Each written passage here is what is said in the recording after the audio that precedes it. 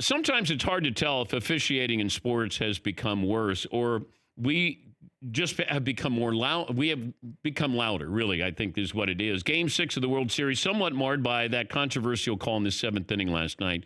Trey Turner of the Nationals called out for runner interference at first base, and it was a tough call because it bailed out the Astros after Brad Peacock made a bad throw. Turner didn't appear to do anything wrong, even if the call was technically correct, and people are trying to liken this to the Tuck rule with Tom Brady. They called it correctly. It was just, it's a bad rule, the Tuck rule. And this call last night, I guess they called it correctly. I don't think so. I think it happens 15 to 20 times a game where a runner is in that position. And it wasn't Trey Turner. It was the throw. The throw created this, and it was an overreaction by the umpire. Fortunately, it didn't affect the game because Anthony Rendon then hit a home run later in the inning to blow up that close game. And people are trying to bring in the Saints and the Rams NFC title game, that blown pass interference call. You know, but that was a non-call. So they didn't call anything in that.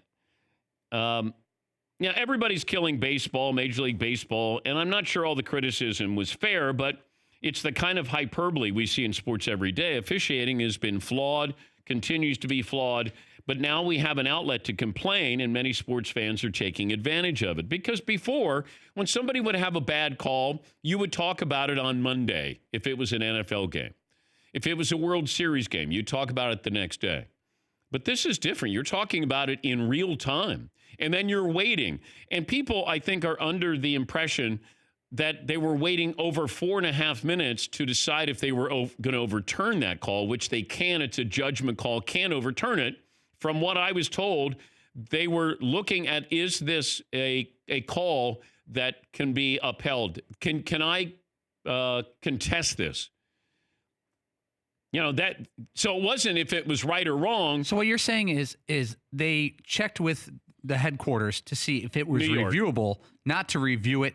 And because in the moment, it felt like to us at home, they were reviewing it and they stood by the call. They were checking to see if it was a reviewable play. Well, it's not a review because it's a judgment call. Okay. So it's not reviewable. But I think that if they decided to protest this, that's what I was told in the moment, that they were looking at this and say, is this a call that the Nationals can file a protest here? Not that the protest is silly because they never overturn it, but it's kind of like pass interference calls. But that's what I was told, because I thought, wow, they're waiting 4.5 minutes to tell me what I already know.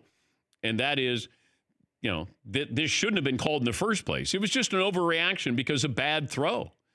And there were so many different angles here, but you can watch a baseball game and you can watch one baseball game and see that 10 times from the standpoint of the runner, where the runner is. You can see that because runners do that all the time. If you have a dribbler in front of the plate, you'll have a runner who will lean in a little bit. He'll make that throw tougher for the catcher.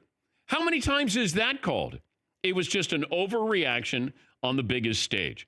For more Dan Patrick Show, tune into Audience Channel 239 on DirecTV. Stream for free on BR Live or download the Dan Patrick Show app.